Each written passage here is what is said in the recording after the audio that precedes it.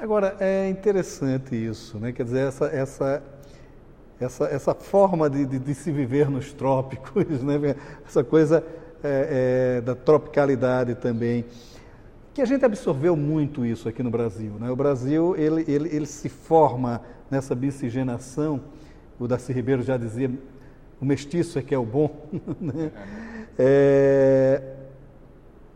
Quer dizer, como é que você vê isso também na nossa literatura?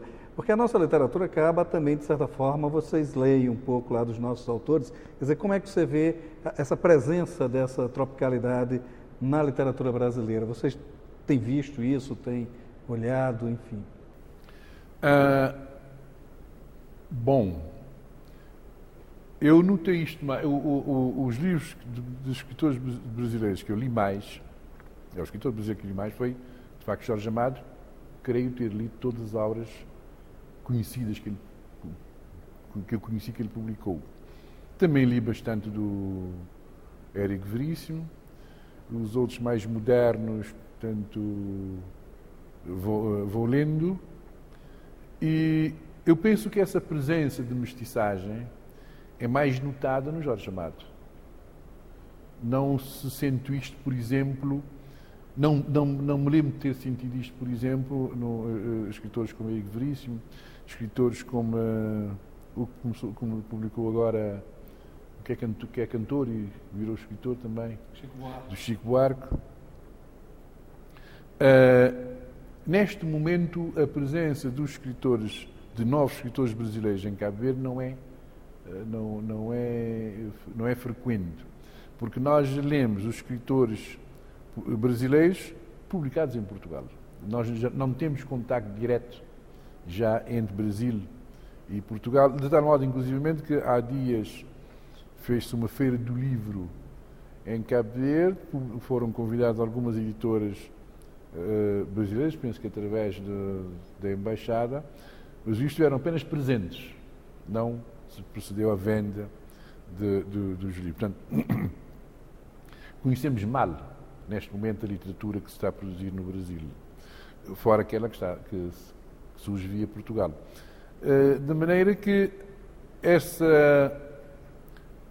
digamos, como é que é dizer, a literatura brasileira, a ideia que eu tenho é uma literatura muito mais de caráter universal, que está a atender muito mais para o universalismo que propriamente para o regionalismo que a gente encontrava nesses outros escritores. No caso específico de Jorge Amado, há uma certa identidade entre a sua literatura e a dele, do ponto de vista do bom humor, de retratar a cultura afro de uma maneira muito intensa, né? Quer dizer, há uma certa ligação entre a sua literatura. Quer dizer, eu pergunto isso porque o Mia Couto, ele sempre diz o seguinte: a minha primeira influência foi Guimarães Rosa, né? Quer dizer, você sente uma certa presença do Jorge Amado na sua literatura ou não? Perfeitamente. Tanto enquanto que eu reconheço que o Guimarães Rosa não me influenciou minimamente, reconheço que o Jorge Amado me influenciou profundamente. Agora, a influenciação, eu penso que quando nós falamos em influenciação literária, devemos sobretudo pensar na nossa maneira de ser que se aproxima daquela de um certo escritor. Por exemplo, o Jorge Amado escreve, eu penso, não me importava ter escrito isto. Há outros escritores que digamos, que de facto não me interessam. E eu costumo dizer que os escritores que mais me influenciaram foi Eça de Queiroz em Portugal, depois Jorge Amado no Brasil e Garcia Marques, colombiano. Portanto, foram os três autores que eu li tudo que encontrei que eles tenham publicado e com prazer. É interessante porque o Gabriel Garcia Marques há um lirismo nele, né, que é aquele lirismo fantástico, né? No Jorge Amado e no Eça há o humor arraigado, e isso está presente no senhor Nepomuceno, né? Exatamente. Mas o Garcia Marques interessou mais a nível digamos, do imaginário do realismo mágico, porque em Cabo Verde, sobretudo na minha ilha, Nós vivíamos muito, digamos, da magia. Havia pessoas que nós considerávamos que eram bruxas, umas boas, outras más, e que nós acreditávamos perfeitamente que faziam maravilhas, um bocado daquelas cenas que a gente encontra nos livros do Garcia Marques.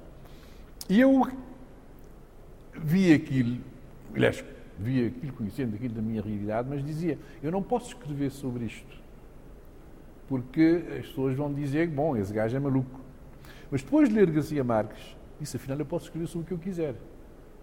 E então foi isso, Garcia Marques, digamos, foi, bom, fora a forma de escrever, obviamente, que me encantou, mas os temas que ele tratou, digamos, interessaram-me particularmente porque tinha muito a ver com a realidade onde eu tinha nascido e crescido, mas sobre o qual pensava, não posso escrever porque, digamos, não faz qualquer sentido fazer isto.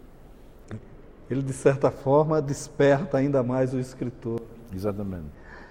Germano, e agora, assim, o que é que você está trabalhando em termos de literatura? Como é que está a sua literatura atual? Você está escrevendo? Como é que está esse seu trabalho? Bom, a gente está sempre a escrever. Pode não estar a publicar. Neste momento, eu estou às voltas com um livro em que eu pretendo transformar São Vicente, a ilha de São Vicente, aliás, talvez mais propriamente a cidade do Mindelo, num personagem principal do livro. Claro que é um trabalho que não é fácil, porque transformar uma cidade em personagem do livro, digamos, sem ser através de um personagem ou de diversos personagens criados, não é uma tarefa muito fácil, mas estou a tentar fazer isto. E, digamos, é o que eu estou a escrever mais diretamente neste momento. Mas é sempre aquele universo, até de certa forma, mítico que circunda Cabo Verde, né? Quer dizer... Sim, porque a minha preocupação essencial é dar Cabo Verde a conhecer. Portanto, já escrevi livros passados na... Porque não há, de facto, Cabo Verde é uma realidade cultural existente, mas não há apenas um Cabo Verde. Cada ilha criou a sua própria realidade, a sua própria identidade. O homem da Boa Vista não é o homem de Santo Antão, não é o homem de São Vicente, são pessoas diferentes. Então a minha ideia é justamente esta, tentar, já escrevi sobre Boa Vista, onde eu sou, eu vivo em São Vicente, já escrevi mais 2 ou 3 livros sobre São Vicente, já escrevi sobre Santiago, sobre Santo Antão, sobre o fogo também. A minha ideia é tentar apanhar, surpreender a realidade das diversas ilhas. Portanto, mas é sempre à volta do universo cabo-verdiano. E que acaba se tornando uma literatura, de certa forma, universal. Se for, sim, fico contente. Germano, muito obrigado por sua participação aqui no Leituras. Muito obrigado. Muito obrigado. Os jogos das realidades e das invenções. Eles também constroem literaturas, e não estamos falando dos romances históricos, mas de sentimentos que avançam pelos caminhos da vida e terminam por instigar a criação literária. Esta é a opção narrativa de Pepe Tela, um dos mais consistentes autores contemporâneos.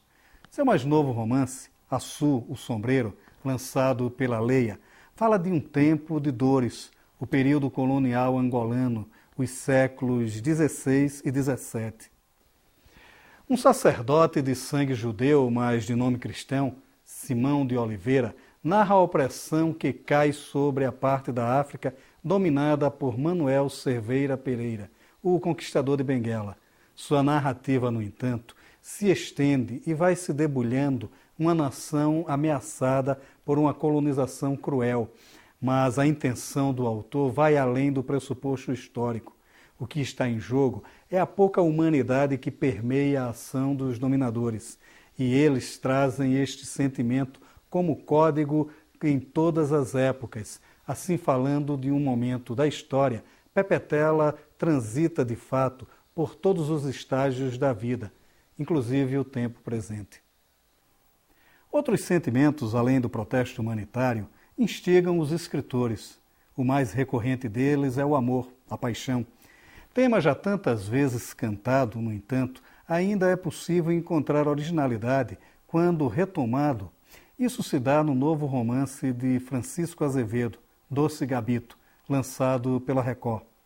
O enredo conta de Gabriela Garcia Marques, uma mulher marcada por um destino de perdas que não conseguiu apagar sua capacidade sonhadora. Tudo acontece na trajetória desgraçada da moça. Órfã ainda menina, vai viver com a tia dona de um prostíbulo. Com o passar do tempo, vê o sentimento de paixão de José Aureliano e a morte de seu grande amor, Florentino. Neste universo trágico, o refúgio está nas conversas com o escritor colombiano Gabriel Garcia Marques. E aí a invenção invade o espaço da realidade para fazer uma justa homenagem ao mundo fantástico da poesia e do sonho. Francisco Azevedo, enfim, nos mostra um bonito tributo às possibilidades da literatura. As doses precisas de imaginação e realidade não matam os adventos do sonho. Açu, o Sombreiro, de Pepe Tela, e Doce Gabito, de Francisco Azevedo. O Leituras de hoje fica por aqui e você também pode ficar na companhia de bons autores e bons livros. Até nosso próximo encontro.